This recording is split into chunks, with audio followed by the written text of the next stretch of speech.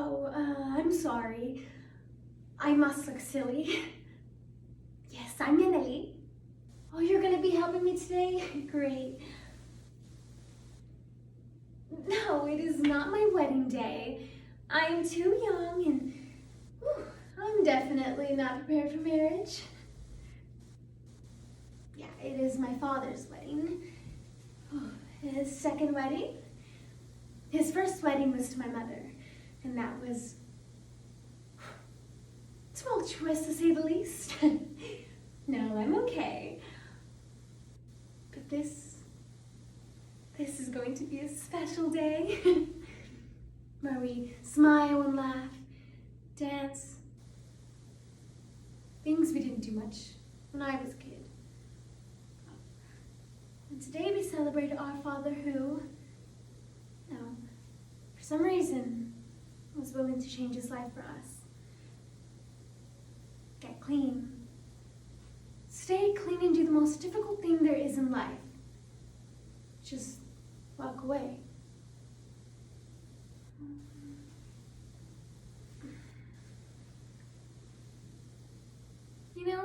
I never really understood why then, but I think I get it now. Qué hermoso día. What a beautiful day.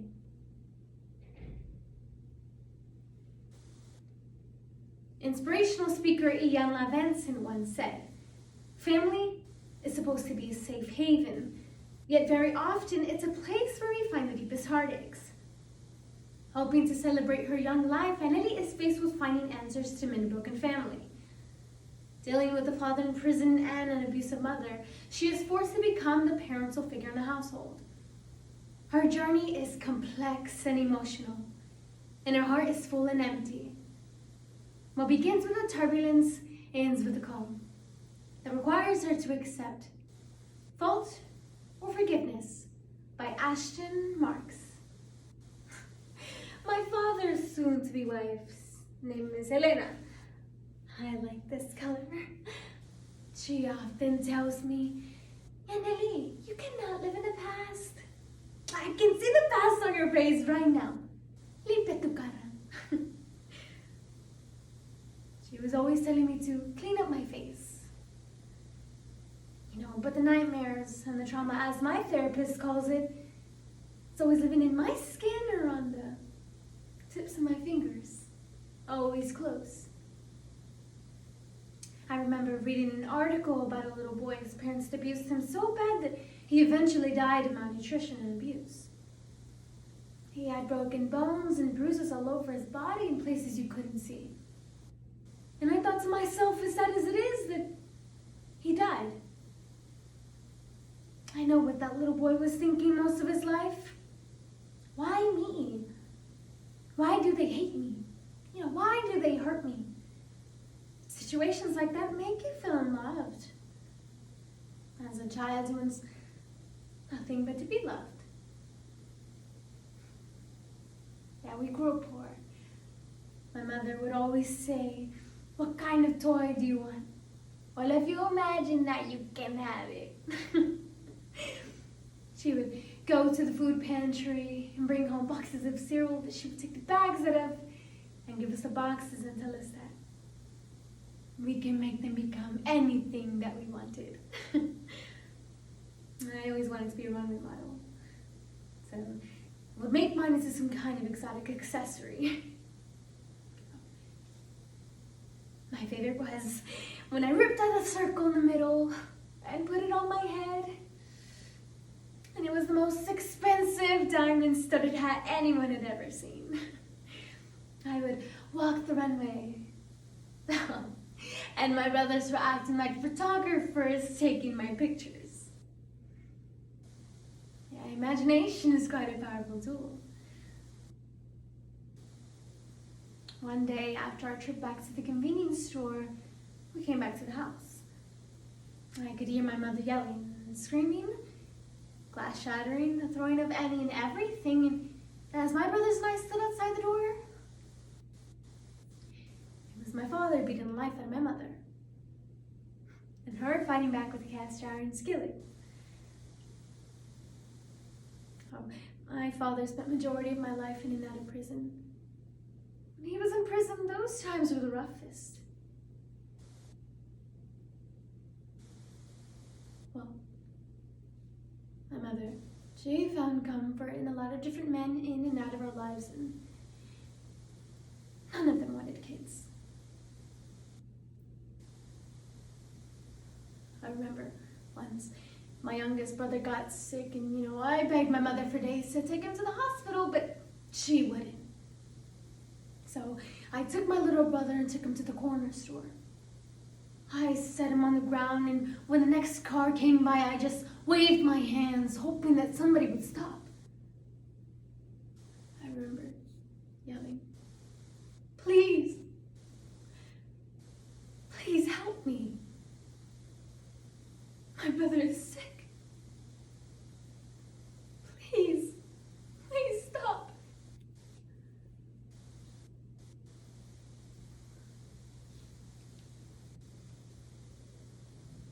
My baby brother had pneumonia, and my mother could not be bothered. I got his medicine, and it was red and didn't smell good. And as I poured it onto the spoon, it made the plane fly. It jumped in my arms and knocked the bottle out of my hand. Oh, I knew she heard it. I heard her footsteps. I grabbed my little brother and put him in the bathtub. "Cover your ears and stay quiet. Don't leave until everything is silent. Do you hear me?" My mother threw the door so hard that she made an impression. She grabbed me by the shirt and slapped me across my face.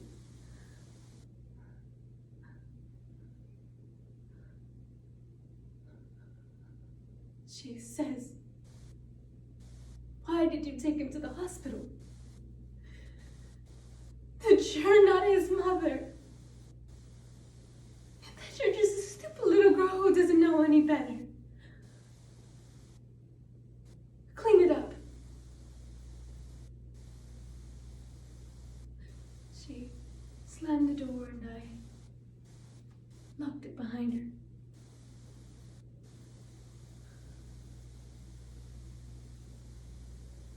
Safe.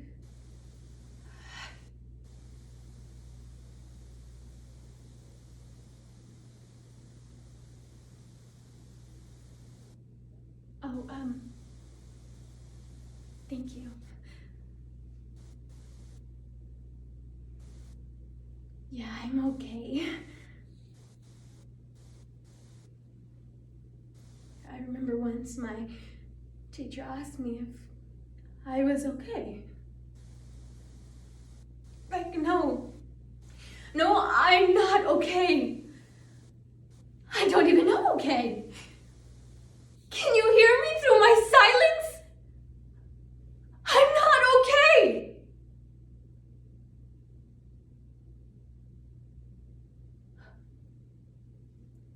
I'm sorry.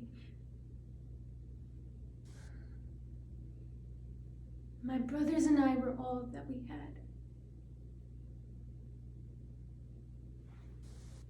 A shift had happened to my father while he was in prison. He got sober. It took a while to forgive my father. I didn't want my heart to be broken again. But I do realize that it's possible to change. I've often wondered if I've missed a clue, but I've come to terms with the fact that, not everyone's a good parent. I spent so much of my life scared to just open my heart to the people I'm immediately supposed to love.